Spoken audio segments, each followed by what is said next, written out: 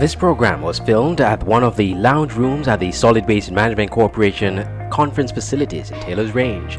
The SWMC conference rooms are state-of-the-art facilities designed to meet your every need for meetings, conferences, workshops, and summits. When planning your next event, contact the SWMC and inquire about the use of their conference facilities.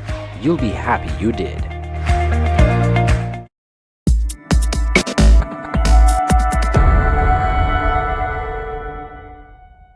Pleasant good day. I'm Andre Huey with this SKN NEWSLINE special feature. We have a very distinguished gentleman with us this morning. He is the former president of the Caribbean Court of Justice, Sir Dennis Byron. He's our guest for today.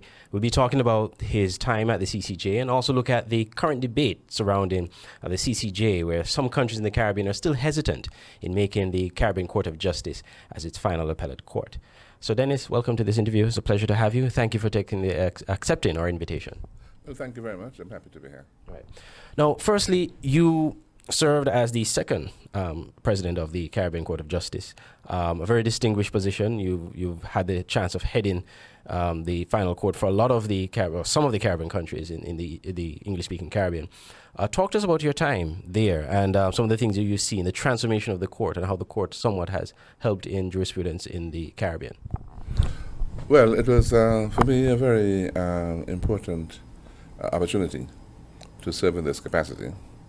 When I joined the court, it was quite apparent that we were surrounded by some of the foremost legal and judicial minds in our region.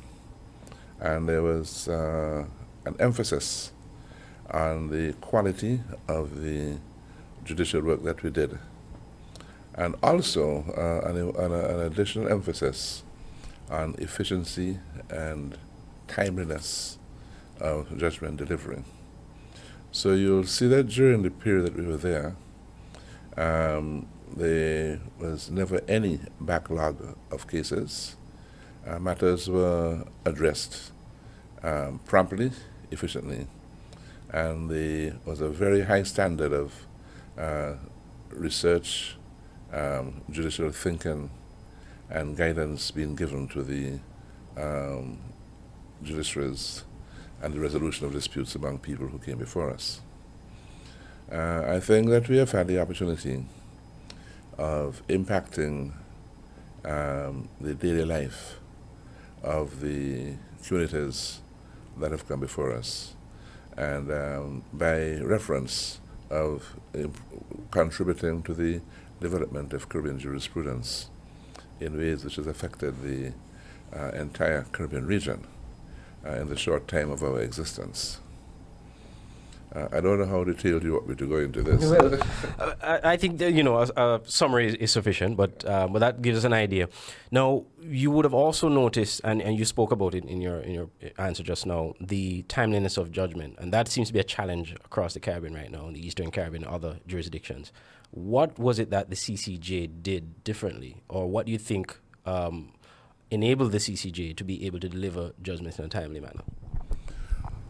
Well, I think that there are two or three components in the timely approach of the of judiciaries, and I'm saying this not only as a president of the Caribbean Court of Justice, but I'm also a judicial educator, and I have been engaged quite a lot in trying to assist judiciaries in improving the timeliness of their decision making. So the first point for me is the adoption of an idea that the quality of justice can be measured and that the courts should operate with measurable performance standards. And we had such standards imposed at the Caribbean Court of Justice. Secondly, this had to be coupled with concepts of case management. As we are living in societies where all businesses have improved their operating procedures, and there's no reason why the court should not adopt the business practices in the way it manages its affairs.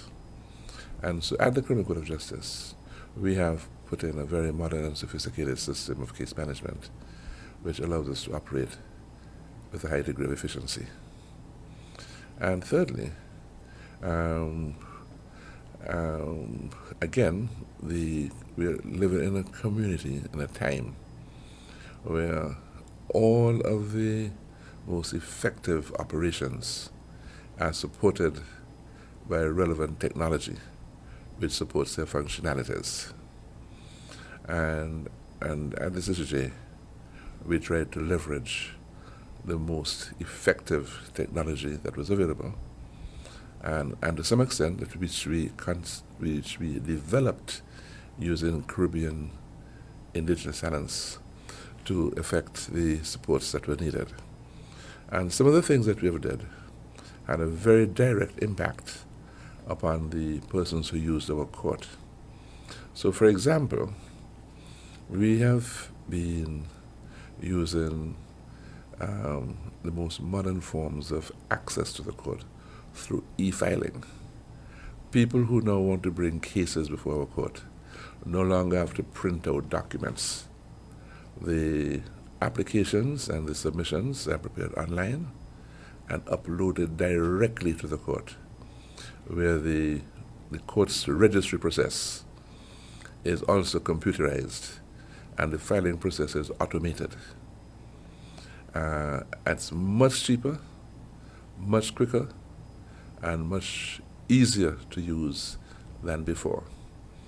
Within our operations, we have a completely digital management between the registry and the judges themselves. So in our court, for example, you could never hear anybody saying that a file was missing or a part of a file went missing. All of the judicial information is immediately accessible to all of us. And thirdly, we have leveraged video conference facilities to create virtual courtrooms so that litigants no longer are compelled to travel to the court to get justice. So we can sit in our court and litigants can stay at their base, whether their home country, and using the facilities of the local court. And we have even had situations where persons have stayed at their home using their personal computers and participated in trials at our court. So I think these are the factors that have contributed, or some of the factors that have contributed to the efficiency and timeliness of our judgment making. Right. And I found it interesting as well, the implementation of technology, the utilization of technology in that sense, which we heard the Chief Justice of the Eastern Caribbean Supreme Court spoke about recently. The other aspect which I found also fascinating as a media person is the operation of the court in terms of announcing its judgments and verdicts via the media, sending out press releases. This is not something you commonly see in the Caribbean, where the courts would inform or would take it upon themselves to inform the public by sending out press statements and press releases. What was the thinking or the objective behind that move to inform the public on a regular basis on judgments and rulings by the court? Well, speaking for myself personally as president of the court, and I think and by reflecting this also affects the court's philosophy, we have very strong feelings that the administration and delivery of justice should be transparent, and that the public should be fully aware of what the court is and what the court does.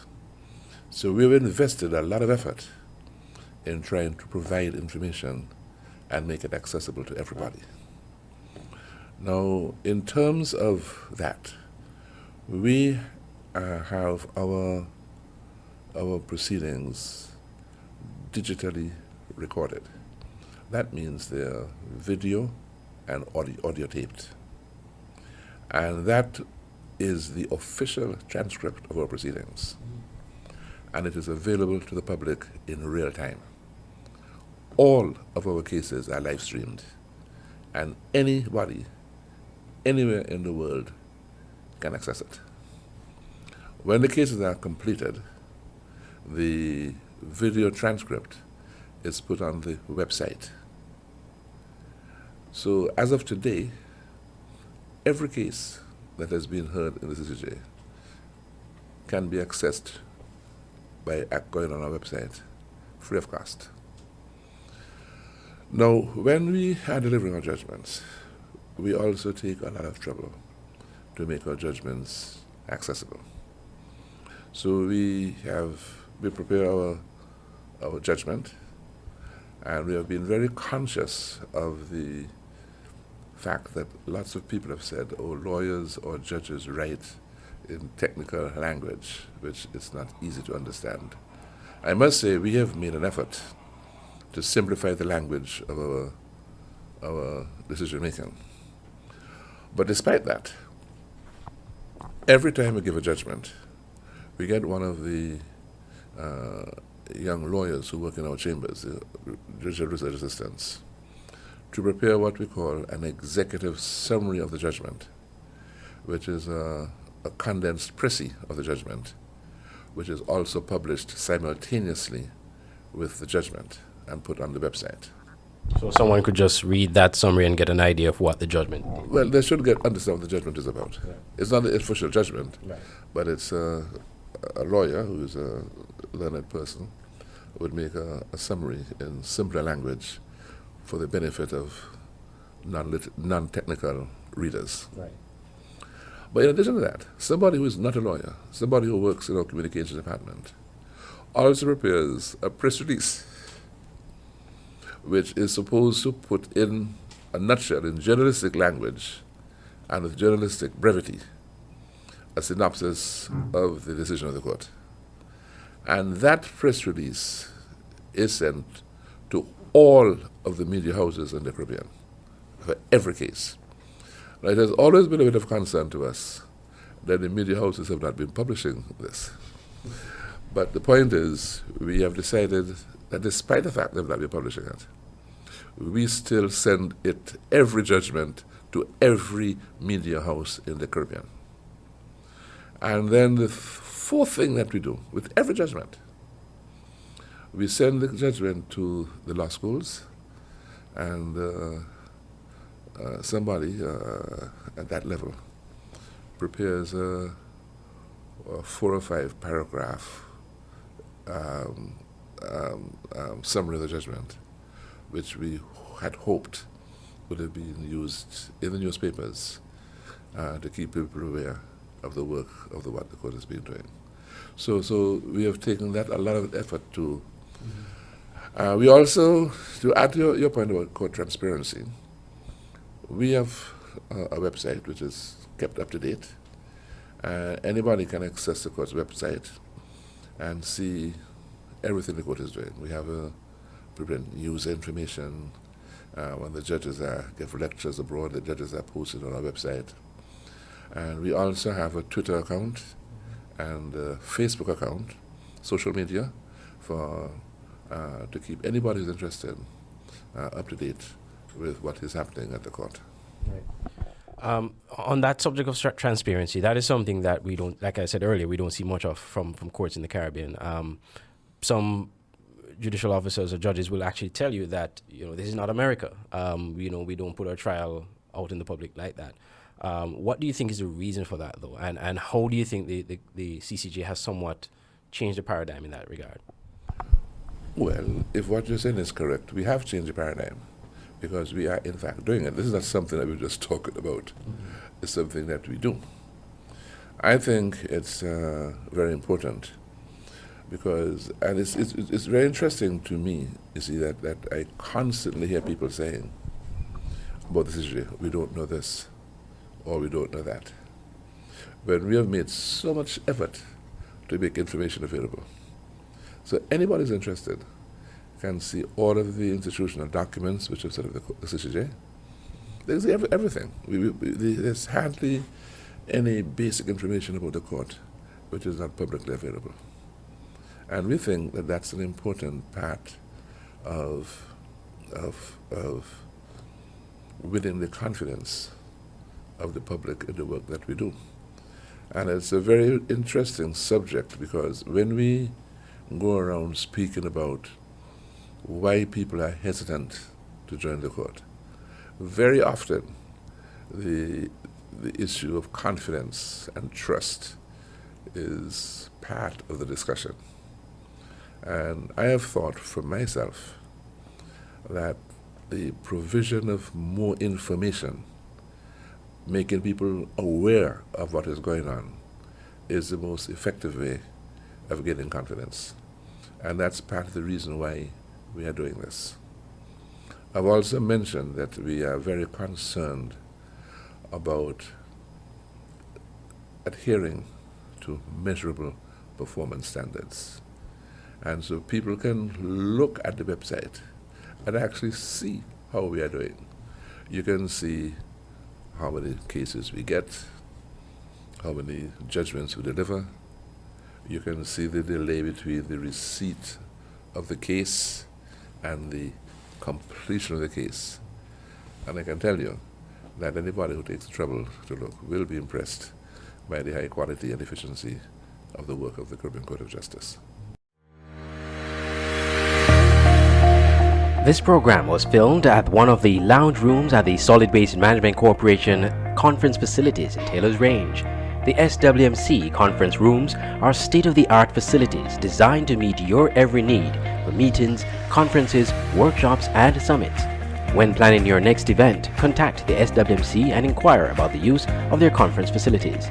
You'll be happy you did.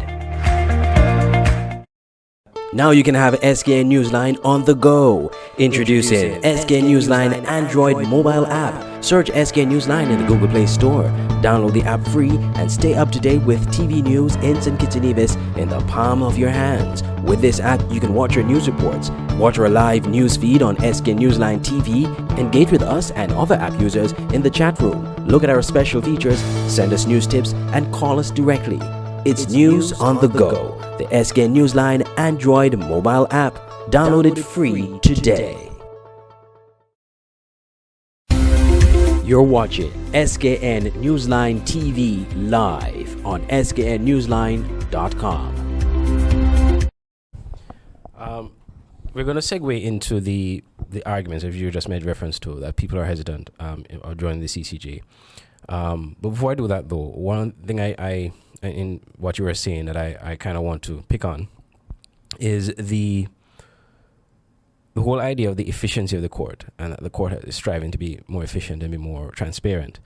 What do you think is the reason for persons saying that they don't have enough confidence in the court? I mean, we hear certain arguments, a lot of it going back to, you know, the Caribbean is a small knit community and everyone is related to somebody and there's going to be some form of conflict of interest, etc., etc. But why do you think people are hesitant or are not as confident in the CCJ as they are in the Privy Council? Well, that is something that I've been thinking about quite a lot. Because, frankly, there's absolutely no logical or rational basis for the hesitancy. We have shown that the selection process of the judges of the CCJ is probably the most independent anywhere. The politicians are not involved in the process at all. There's an independent commission whom the politicians do not appoint, who selects the judges.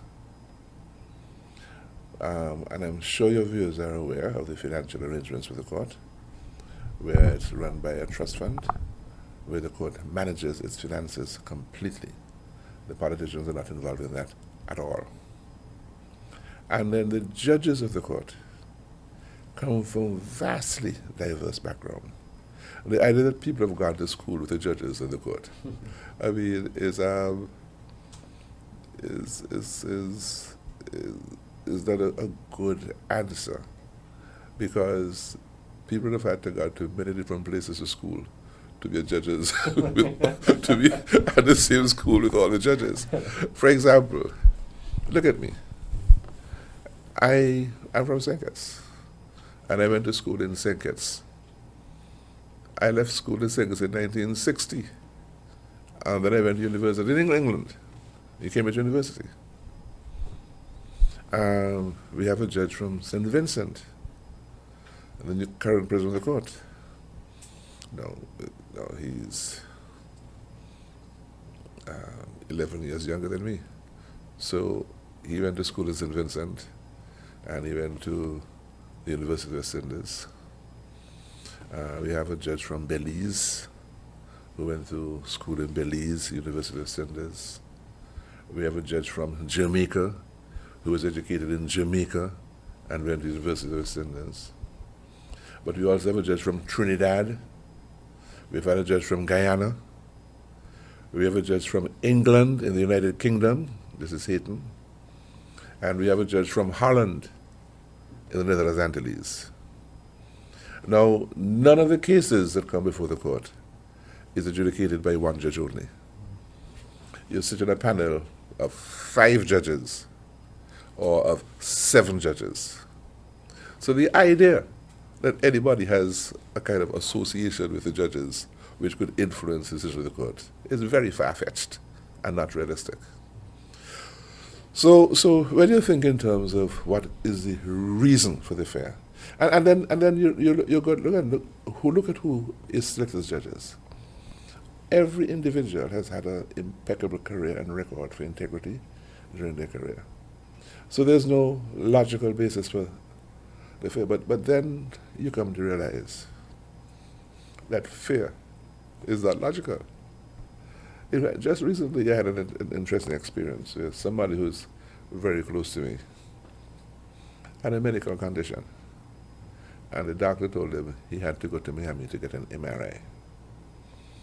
And he accepted that that was important. And he spent his money, went to a doctor in Miami. And I don't know if you've ever had an MRI. No, I've never had one. Or none of your relatives have had one? Not to my recollection. Well, I haven't had one either. but the story is that they put you in something like a coffin. And then they push you into a kind of cylinder. I've seen the process. Which right. Covers your entire body. Right. And because it is well known that some people get scared when they're in an enclosed space, you're given a panic button, which you can squeeze if you're fearful. He told me they explained all of this to him. But when they pushed him in the cylinder, he immediately squeezed the panic button. And they pulled him out. And they tried to calm his nerves and so on. They told him that. But you know, he knew that his fear was not logical. He knew that this was for his own good. But he couldn't help himself. Fear is not logical. But after discussions with the doctors and everything and so on, he decided to confront his fear. And he willed himself to have the MRI. And as luck would have it, the doctors were able to give him a clean bill of health afterwards. So you see, so when you ask me to discuss why people are scared, it could be for any reason. It could be just simply they're afraid. Right. Well, I'll bring one reason for that fear. You indicated clearly that the politicians are not involved in the selection process of the court or the court itself. Yeah.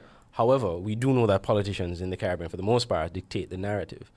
And the fear, to begin with, if they are in favor or not in favor of the court, for example, they could, raise aspersions, or cast aspersions rather, on the court based on some of the things that you would mention. A case in point, I remember in 2015, the landmark case on the Privy Council pertaining to St. Kitts and the electoral boundaries case. There were some people who were questioning whether or not the CCJ would have ruled in favor of or not of the then opposition if this matter were presented to the Privy Council. There were some who even made a connection with yourself and a relative of yours who was a part of the team, saying that if that were the case, then it probably would have gone in their favor because you are related to the person. So you hear these things, and politicians tend to bring these things up from time to time to cast doubt in people's mind about the CCJ and about the legitimacy of the court. So while one case, the reality is that's not the case, the perception is a whole other story. How does the court battle against that? Well, again, it's not a matter which, for me, raises any serious logical problems. It's impossible for me to say that one can speculate what a court would do when a case is not before the court. I think that there have been many cases where cases have in fact come before the CCJ, and the quality of our justice has been admired universally. So we would point to the work that we have in fact done as evidence of the quality of our work. Now, this whole question of conflicts of interest, there's a lot of law about that. And the law is very clear where materials are available to lawyers, to judges, to members of the public, that if a judge has a conflict of interest, and that conflict of interest could arise because he has a relative who may be connected to the case, the law requires the judge to withdraw from the case. It's simple and straightforward. That is something which happens anywhere in the world. In fact, one of the most famous cases where this principle was brought to the attention of the public was in England, the same highest court in England. I don't know if you remember the Pinochet case. I've heard about it. Where yes, was the criminal court? The International Criminal Court? No, the English court. The English court? The English court had a case before him. Okay. And they found against Pinochet. And afterwards, it became to light that the wife of one of the judges was in a pressure group which is highly critical of Pinochet. And there was an international uproar. And so the Privy Council, the House of Lords, had to sit again to decide whether their judgment was biased. And they ruled that because of the association of the wife of the judge, there was a reasonable apprehension that they could have been biased. So they set aside the judgment and ordered hearing before a different group of judges. That happened in the highest court in England. But the problem was resolved by the existing legal principles, which make it very clear that where there is, and it doesn't even have to be a real bias, if a reasonable onlooker could apprehend or fear bias, the judge must withdraw. So in this case, if this case was presented before you, the one I mentioned earlier, I couldn't sit in it. Simple. I couldn't sit in it.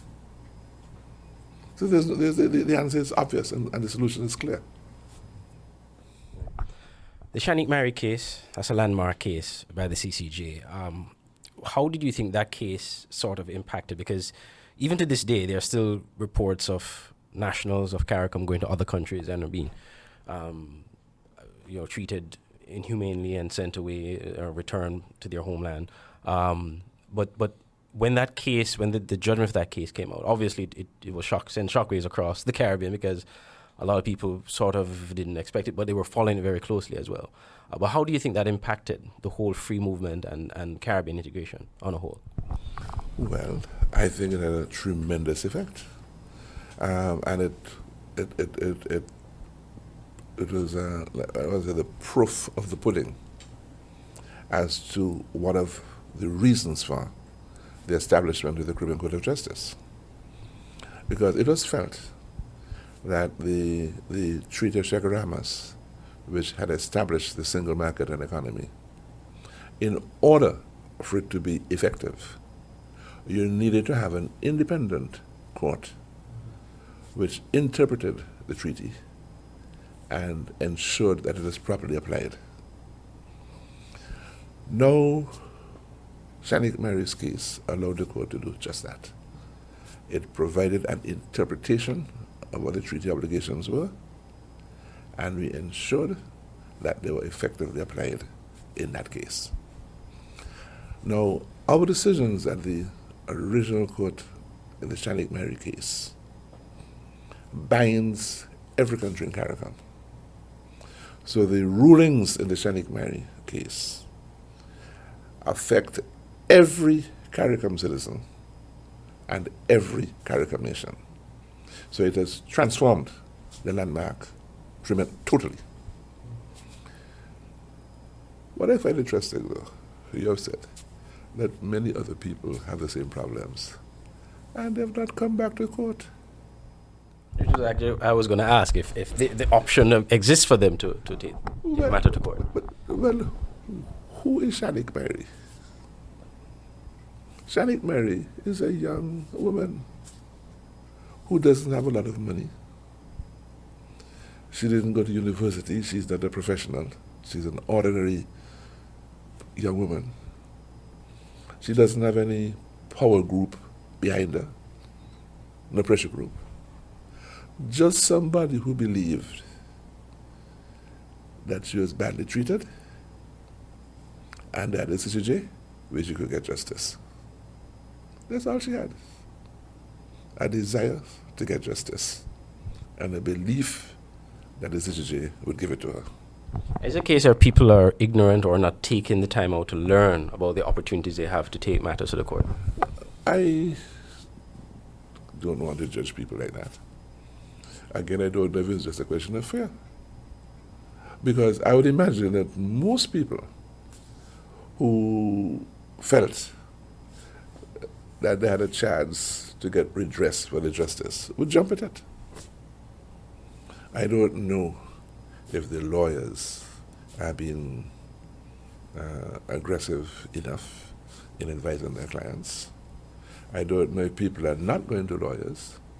I don't know exactly what the reason is. But I sit in my armchair with a degree of kind of depression when I read in the newspaper all these stories about people who we could help if they came before the court. And so I hope that as people talk about this more and more, and there's a wide range of remedies which is available at the court to people if they would only apply. A wide range. And you go around the Caribbean and you read stuff in the press. You hear about people in the Eastern Caribbean areas who produce agricultural products like honey, for example. And they're subject to improper tariff when they sell in other CARICOM countries. The CCJ court can deal with that. We have dealt with cases like that already. For example, we had a case with a cement manufacturer in Trinidad complained that the government of Guyana was not conforming to the CARICOM agreements with tariffs when it came to a competing producer of cement from the Dominican Republic. And we made an order compelling the Guyanese government to change the law, which they did. We've had similar cases with manufacturers in Suriname who complained about a levy imposed on them when they exported their beverages into Guyana again. And in that case, in addition to ordering the change of the law, we also ordered compensation for the refund of the levy and so on. So the point is, and there have been other cases where the court has demonstrated this. So the example is there for people who are interested to apply to the court for redress when they suffer injustices of this nature. Well, we're almost out of time, so quickly, what's next for Sir Dennis? You've headed the CCJ, you've had a chance to build a Caribbean icon, so to speak, in the region, something that's very valuable to the region. What's next for you? Well, I suppose if I'm permitted to smile a little bit at myself, I'm unemployed. I can go to the beach more frequently and spend some time doing things I didn't do before. Of course, I am still young enough to contribute to social development in any way that anybody thinks is useful. And very happy to, some of the things I'm passionate about I will continue to do. I'm very much interested in improving the quality of justice delivery. And I will continue my work in judicial training and education programs, which I do throughout the Commonwealth. And I'm interested also in supporting constitutional development and improvement in our region. And so to find, hopefully, an opportunity to contribute in the ways in which I am capable of doing to improve life in our region. Quickly as well, as you know, there are 2 countries in the Caribbean that are currently pursuing a referendum on the CCJ, Antigua and Barbuda, Grenada. Any words of advice or anything you'd want to say as it pertains those 2 entities, those 2 countries? Well, I have been contributing to some extent in the referendum discussions. In fact, as when you tried to get me to speak to me yesterday, I was not available because I was traveling from Grenada, where I participated in referendum discussions there. I must tell you, what I would say is this. It's interesting that there are only 2 countries in the Caribbean that require a referendum. That's Antigua and Grenada. And yet they are the 2 countries in the Eastern Caribbean which are moving forward first. I would like to encourage the countries that do not need a referendum, like St. Kitts, for example, to do what they need to do. Because if St. Kitts was able to take a move, it would certainly, I think, be something positive, which would help other people to follow their example. And it must be easier for it to be done here than for it to go through the referendum process in Antigua and Grenada. So if I would take the opportunity to encourage my own people to realize that it's inevitable that arrangements for the continued use of an English court is not a permanent thing. It's going to have to end sooner or later. We now have a Criminal Court of Justice which has established a track record. We've been operating now for 14 years, and I think the record has been good. And if persons would think now is the time to bite the bullet. So Dennis, thank you very much, and we wish you all the best in your future endeavors. And that, even though you said you're unemployed, I know that you're still very active and very involved. So thank you very much. Thank you very much. And here ends our special with Sir Dennis Byron, former president of the Caribbean Court of Justice, on this SK Newsline special. I'm Andre Huey. Thank you for watching.